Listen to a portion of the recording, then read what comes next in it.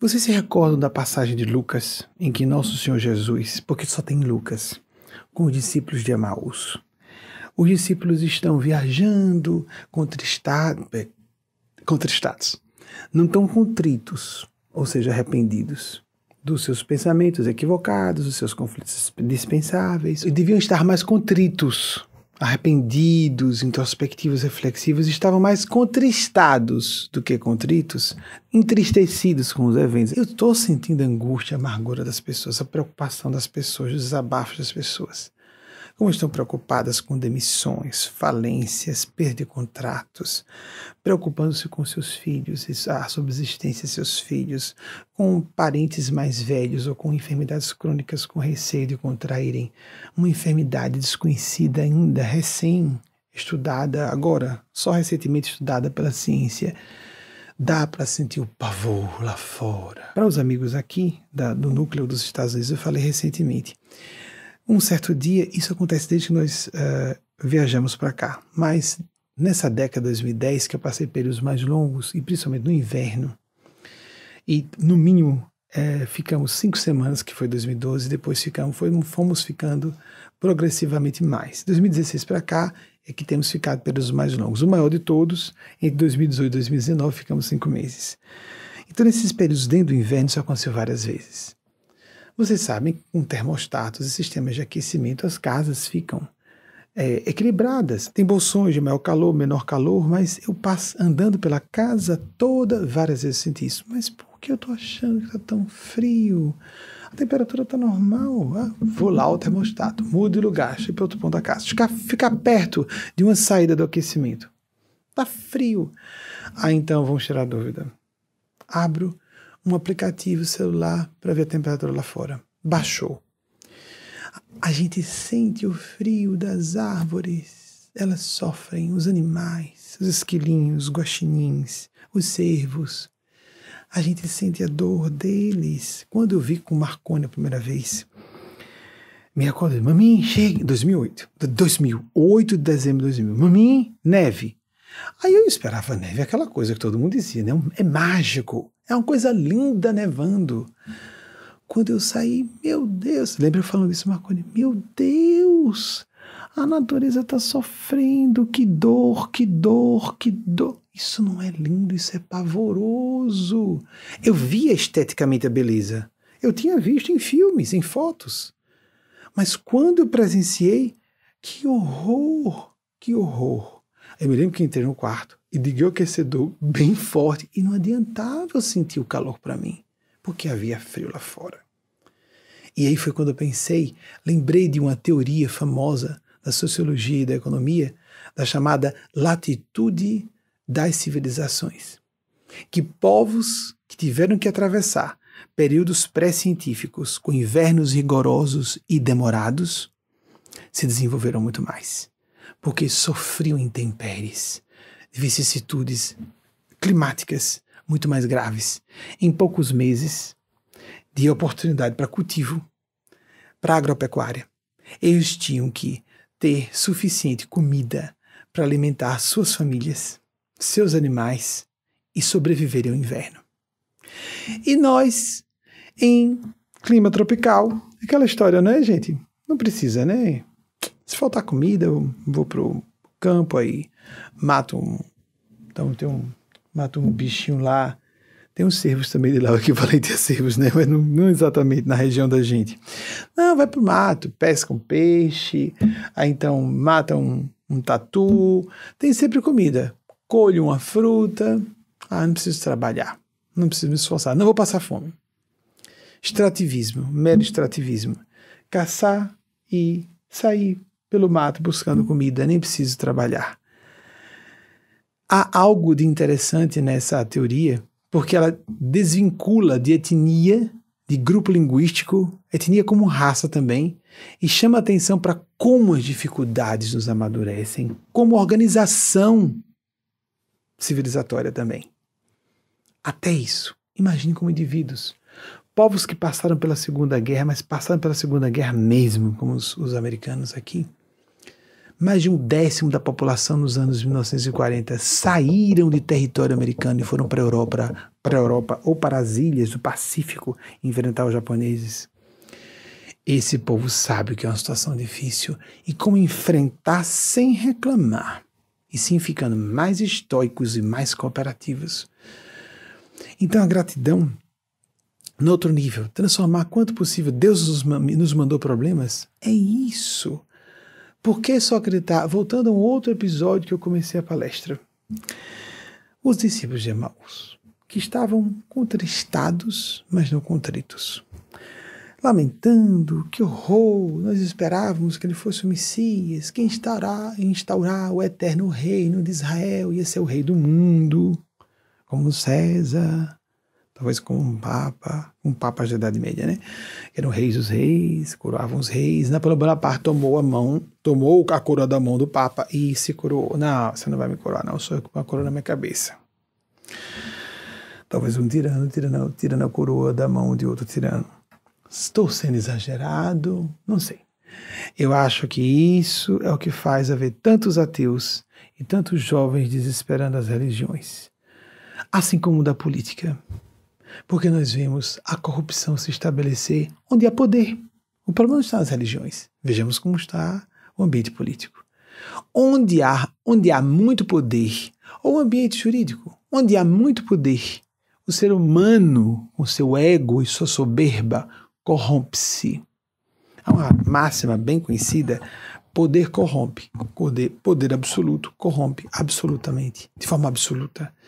Então, evitarmos o máximo possível nos deixarmos intoxicar pelo medo, que é uma forma invertida da fixação no poder, o controle sobre minha vida.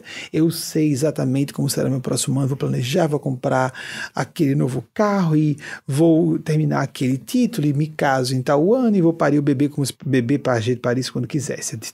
É bem complexa a fertilidade humana. Mas aí nós planejamos nossas vidas como se fosse uma casinha de bonecas. Pessoas inteligentes, pessoas instruídas, ou pessoas que se julgam extremamente maduras, fazem planejamentos estratégicos, blá, blá, blá, blá, blá, de suas existências, tudo arrumado, tudo organizado, e o imprevisível vem, uma dessa catástrofe global, não sei se podemos chamar de catástrofe ainda não, mas pode se tornar. E aí então, de repente, a gente se vê como a gente é, como nós de fato somos, vulneráveis, falíveis, que não temos poder nenhum. É uma das cenas que eu queria ver bem apresentada. Já foi feito em vídeos por algumas emissoras de qualidade ruim, mas eu queria ver isso bem feito no cinema. Porque isso aconteceu, viu, amigos e amigas? Eu sei que alguns veem isso como crendice. Aconteceu. Aconteceu porque Jesus realmente foi o cara. Quem tiver alguma dúvida, vejam que alguém, como representante dos representantes, como eu, bem limitado, o que foi que eles pediram para eu fazer no filme, está disponível na internet, A Cura de Lisa. Agora daí nós tiremos o que Jesus em pessoa poderia fazer.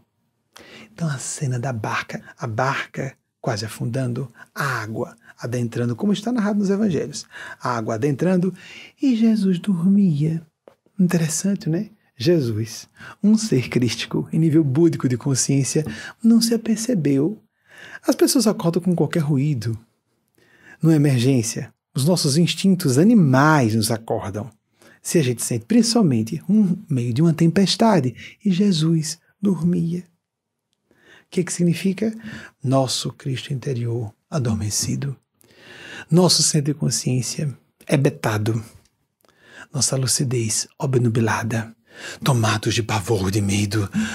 Senhor, o senhor não se preocupa que a gente venha perecer? Ainda vão cobrar, chamando atenção. Vem resolver. Que isso? Onde o senhor está? Deus, o que houve? Euzinho, uma pessoa tão boa. Euzinha, só faço bem. E eu posso morrer de coronavírus. Eu tô arrasada. Desculpem, gente. Desculpem rir disso. Eu sei que é sofrimento, mas veja só, arrasado, meu Deus, o que será de mim? O que será de vovô, de papai, de filhinho, etc. Ninguém perdia o sono nem ficava em pânico com as dezenas de milhares de pessoas que todos sabemos que morrem todos os dias por subnutrição, ou por diversas consequências clínicas, o que for, relacionadas à falta de higiene, sanitarismo básico, acesso a atendimento médico hospitalar elementar, ninguém perde a noite de sono. Ai, coitados aqueles que estão sofrendo assim. Ai, que pena, né? Vamos orar por essas pessoas. Vi uma cena, me emocionou na televisão. Sou uma pessoa muito sensível. Aí vê se outra pessoa olhou que a gente tá chorando. Eu conheci um amigo que fazia assim. Muito sensível, né? Aí quando aparecia uma lágrima, um outro amigo dizia que a pessoa metia o dedo do olho pra machucar e chorar, pra ver se saia uma lágrima. Então, o mundo tá em pânico. Egoísmo feroz, como disse Maria Cristo por Eugênia Spásia. Agora a gente vê quem a gente é realmente. Aí os governos se unem. As pessoas estão em pânico. Porque agora pode bater as nossas portas. E nós que éramos tão sensíveis e espirituais, ficamos assustados. Que fé é essa? Mas a gente não ficava apavorado de perder noite de sono com as crianças morrendo na África. Não, é uma pena. Não perdia noite de sono, não abalava minha fé, nem minha gratidão a Deus, não tá batendo na porta da minha casa, não estava me ameaçando. Então minha fé em Deus não se abalava, nem minha gratidão a Deus se abalava. Mas se acontece comigo, ou pode acontecer comigo, de repente eu fico com questionamentos que sempre existiram, ou deveriam existir antes. A gente deveria ter vergonha de estar agindo dessa forma, estar se sentindo dessa forma. É como se nós estivéssemos rasgando os véus de ilusões que nós colocávamos sobre o próprio rosto, máscaras, para nós próprios, dentro do espelho de nossas almas. Eu tão bom moço, tão boa moça, ou sou uma pessoa muito espiritualizada, vivo muito, eu sou uma pessoa caridosa, faço trabalho voluntário, mas entro em pânico porque eu posso falecer, ou alguém, ente querido meu, pode vir a óbito, mas isso é um fenômeno natural, pode acontecer com qualquer um a qualquer momento. E eu vou ficar indene, imune a uma enfermidade, a uma pandemia, porque eu tenho fé. Se eu sou uma pessoa espiritual de fé, eu posso dizer, seremos libertados para o mundo da luz. Pode chegar a minha hora de ser premiado e sair desse mundo tão sofrido. E talvez seja a hora de minha mãe ser premiada, ou meu filho ser premiado. Mas o nosso egoísmo feroz, que é o bebê sofrendo mais perto da gente. Se a criança é do bem e é boa, Teresa de Lisieux abraçava o pai e a mãe. Teresa de Lisieux é Santa Teresinha de Jesus, como é conhecida no Brasil. Abraçava, era caçula de uma família, de várias irmãs. E era chamada de diabinho pelos familiares. Com 2 anos e meio, é esse o registro que se tem das biografias sobre ela e estudos sobre ela. 2 anos e meio, abraçava o pai e a mãe e as pessoas que amavam. Mamãe, você é uma pessoa tão boa, eu vou rezar para Papai do Céu para você morrer. Aí o pessoal, Margoro, você é um diabinho? Que pedido é esse? E ela ficava perplexa. Mas se você morrer não vai para o céu? Eu quero que você vá para o céu. A psicologia infantil diz que um dos maiores horrores para uma criança é a perspectiva da perda dos pais. Do abandono, do desamparo em relação aos pais, os pais em relação a elas. Uma criança orar, desejar e verbalizar que prefere os pais mortos com Deus felizes do que com ela, tomando conta dela. Isso é santidade. Isso é virtude. Isso é luz espiritual autêntica. Não precisava nenhum fenômeno extraordinário com Teresa de Lisieux, que desencarnou aos 24 anos, se arrebentando de câncer. Em 1873, ela nasceu em 1897. Isso vocês podem checar na internet, qualquer coisa, isso é bobagem. No final do século XIX. Isso é santidade. Nós somos muito mimosos. E a gente ainda se sente, o que foi que eu fiz? E agora, como você é espiritual, já fala de todos nós. E agora, meu Deus? E as pessoas estão sofrendo, estão. Nós não acompanhamos o espaço, nossas vidas, guerras próximas de nós. Nós não acompanhamos sofrimentos grandes. As pessoas perdiam seus filhos no meio de uma gripe. Gripe comum. As pessoas morriam a troco de nada. As mulheres morriam parindo por nada. Era muito comum, homem viúvo cheio de filhos. Porque no meio de um parto para outro, a esposa não aguentava e morria. Mas isso é muito recente na história da humanidade. parece-nos que entramos numa era de fantasias. Um filme de ficção científica. A ciência e a tecnologia resolveu todos os problemas. Um condão mágico.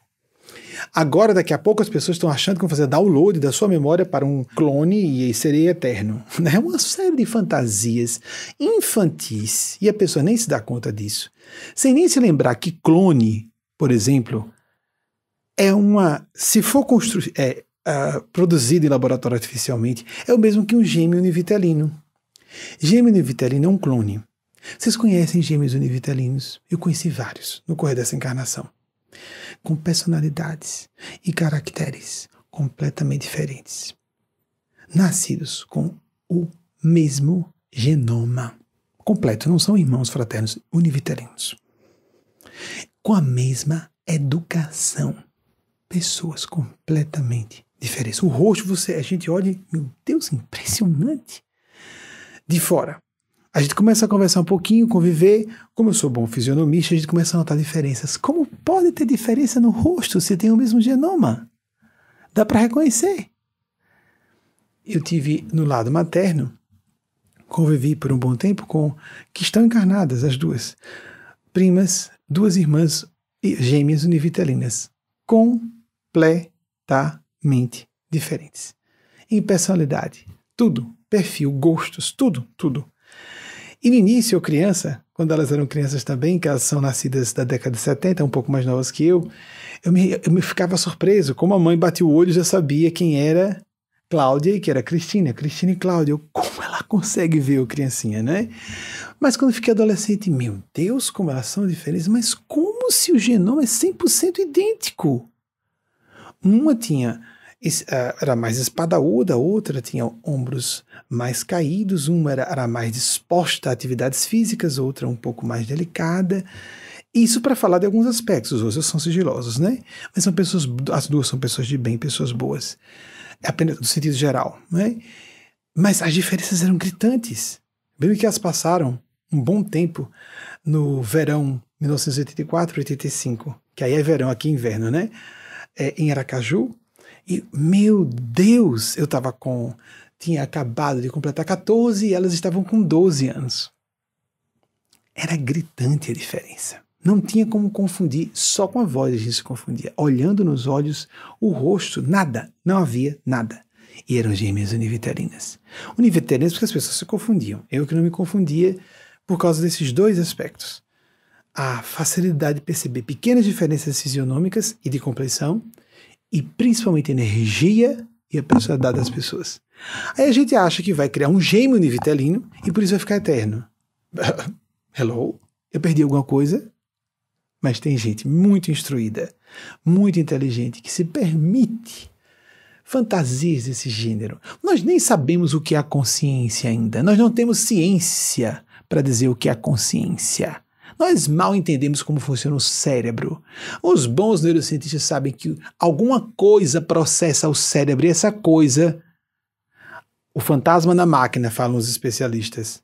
Pronto, então por que não diz logo fantasma, espírito, consciência? O cérebro é um processador de informações, um processador biológico avançadíssimo. Quem está operando essa máquina? Sim. Mas como somos teimosos, né? Maria Cristo foi muito amável dizendo que nós temos um nível tribal de consciência, na pior acepção da palavra, quando somos tão avançados tecnologicamente. A opinião da Anacleto é mais dura, abaixo, pré-tribal. Porque no nível tribal de consciência, uma pessoa do grupo reage em defesa de outra, mesmo que não seja parente biológico. Aqui, nessa nossa tão civilizada, tão avançada, tão científica civilização, nós só estamos preocupados com o próprio umbigo e, às vezes, dos filhos e filhas, se forem biológicos. É mais ou menos assim que a coisa funciona. Pais e mães, alguns. E o resto, problema alheio. Ninguém entra em crise de fé sobre Deus existir se o filho da vizinha morreu. Pecadora, no fundo merecia. O que é que ela fez? Mas se meu filho adoece, morre, onde está Deus? Mas é esse tipo de fé. Fé é uma ponte, um canal para um campo mais amplo de percepção da realidade. É para dizer, obrigado, meu Deus. Eu ouvi uma mãe que perdeu o filho dizer isso. Pelos 9 anos que o Senhor me deu da presença dele. Como faz falta? Obrigada pelos 9 anos que eu pude ter com ele ao meu lado. E Eugênia Spazia diz, por que os pais não acordam sorrindo, felizes todos os dias? Estão vivos, os meus filhos estão todos vivos. Porque a gente considera direito constituído. É claro, eu sou mais velho, eu vou morrer antes, não é? Mas pais e mães perdem filhos o tempo inteiro. Sempre alguém perdendo filhos e filhas. Às vezes todos os filhos de uma só vez. Eu conheci um casal que perdeu os 3 filhos num só acidente. Pavoroso. Pavoroso. Não dá para imaginar que seja uma dor dessa. Mas quando a gente considera que está certo, que eu tenho direito à minha saúde, minhas posses, e a meus, a gente acha a boca, meus filhos e filhas. Quando a gente diz meu, é de minha responsabilidade. Mas vamos dizer isso ao nosso emocional, cheios de instintos. Somos muito regidos pela parte primitiva do nosso cérebro. Aí vem esses flagelos para ver se a gente melhora um pouquinho. E pode durar a espiritualidade sublime. Ninguém fique assustada. A espiritualidade sublime sabe até onde a gente aguenta. E aí a gente não vai se modificar em vícios estruturais tão profundos, em falhas de percepção tão profundas, só com flagelo não. Eu lamento dizer que não será tão longo quanto poderia ser, mas será o início de uma sequência. Nós temos, talvez, quanto tempo? Mais 5, 10, 15, 20 anos? Não fazemos a menor ideia. A espiritualidade superior não entra em detalhes sobre isso. Mas ela afirmou o seguinte: se nós não amadurecemos, se nós não assimilamos a lição com esse flagelo, que é clínico pandêmico, que é também econômico, não sabemos a extensão ainda, haverá outras catástrofes, porque catástrofes naturais lá longe, não me afeta. O clima, os ecossistemas, o clima ainda está aquecimento global. Não, isso é conversa fiada. Eu que sou da indústria do petróleo, eu patrocino alguns políticos para poder eles dizerem em público que isso é conversa fiada. E aí vem o coronavírus e ceifa a vida dessas pessoas também, dos filhos e netos delas também. E não só das crianças que estão morrendo de fome porque dependem do petróleo. Porque nós poderíamos ter pulado a fase do uso dos combustíveis fósseis do século XX se seguíssemos a tecnologia de Tesla proposta lá no início do século passado. Mas alguns bilionários da indústria do petróleo resolveram impedir que isso acontecesse. Para nós não termos energia livre, barata para todo mundo, sem algumas pessoas ficarem bilionárias. Pesquisem a respeito. A humanidade perversa que ainda somos, como disse Jesus. Raça de víboras. Aí a gente pensa, são judeus? Não, essa é a espécie humana. Até quando estarei convosco? Até quando vos hei de aturar? Sepulcros caiados, brancos por fora, cheios de podridão e rapina por dentro. Para quem Jesus estava falando isso? Para todas e todos nós, em graus variados. Leiam a geografia. As biografias das almas santificadas, elas sinceramente se viam muito pecaminosas. Era que para parecerem boazinhas, os sinais em torno delas deixava bem claro que não era isso. Isso seria fraude. Pessoas que encenam pureza ou bondade estão fraudando para si, ou às vezes só para fora, o que é pior ainda. Por que elas se achavam mais pecadoras? Por que tanta gente indecente se julga muito gente boa? Às vezes porque estão mentindo dizendo isso e às vezes acreditam realmente nisso. Porque pessoas mais avançadas no campo dos sentimentos percebem falhas que os outros não percebem em si próprias e em outras pessoas, mas cobram mais de si mesmas, porque percebem que estão à frente e por isso julgam que devem dar mais. Em vez de reclamar, dão mais de si. Esse é o problema da nossa cultura. Recentemente disseram, franceses, esses reclamões por causa dessa crise. Não, nós seres humanos reclamões na Terra. E a história de Jesus e os discípulos de Emaús. Aqueles discípulos caminhando, angustiados. Deus, a gente tinha toda a esperança, ele ia salvar Israel do jugo do Império Romano nos oprimindo. E aí então, um desconhecido aparece, começa a explicar todas as escrituras e fazendo entrelaçamentos entre tudo o que aconteceu. e tudo que estava dito pelos profetas, os autênticos profetas, todos perseguidos nas suas épocas respectivas, depois é que eram reverenciados, mas em vida eram perseguidos. E eles então ouvindo, que maravilha, confortados. Então, quando iam chegando a uma estalagem na cidade de Emaús, aquele estranho faz menção de ir adiante. Não, fique conosco. Já é tarde, viajar à noite era perigoso na época. Fique conosco. Eles entram quando estão num quarto da estalagem, né? Um hotel simples da época. Jesus toma o pão e parte. E ao partir do pão, seus olhos como que se abriram. Aí o que é isso? Ganhei um emprego novo, ganhei uma promoção, Deus é bom, que maravilha, obrigado, Senhor, obrigado. Enquanto aquele estranho, isso é muito estranho, isso é esquisito, isso não pode ser de Deus, explicando que a dor é necessária, que Jesus tinha que morrer, que nós íamos perder nosso orientador, ficar aqui sozinhos, órfãos de Jesus. Isso não é de Deus, isso não é de Deus. Mas quando vê o benefício material, que coisa boa, que Deus está aqui, Deus me ama, eu sou preferido, porque tem gente passando fome, mas eu que sou mais importante que os outros, eu mereço ganhar o pão de Jesus. Somos primários, infantis e diabólicos dessa forma. Esse é o problema. A gente só reconhece Deus na face positiva da vida, como se a morte não fosse criada por Deus, como se os flagelos não fossem autorizados por Deus. Aproveitemos o máximo que pudermos. Quando Nossa Senhora apareceu pelos pastorinhos de Portugal, disse: vocês estão dispostos a sofrer pelos pecadores e pecadoras? Aí era uma fala estranha. Claro, crianças iam captar isso como? Estamos. Vocês vão sofrer muito. Estamos dispostos a sofrer. Havia uma criança que era um ser santificado, Jacinta. O corpo ficou incorrupto. Aí quando a igreja descobriu, fecha, esconde logo, rápido. Está escondido o corpo de Jacinta. Não está com Bernadette Soubirous. Lúcia ficou por mais tempo. Até 98 anos. No ano 2005, quando desencarnou. Mas ela avisou: vou querer trazer logo para mim Jacinta e Francisco. Os dois morreram na pandemia, como uma semelhante a essa, de 1918. Estava entre as 40 ou 100 milhões de pessoas que morreram entre 1918 e 1920. Francisco morreu em 1920. Completamos 100 anos agora da morte dele.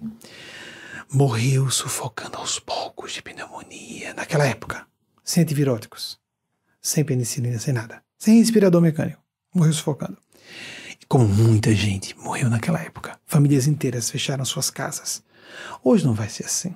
Garanto a vocês que nós não teremos um problema dessa envergadura. Até onde os espíritos não estão falando comigo em detalhes, mas até onde eu alcanço não será tão grave assim.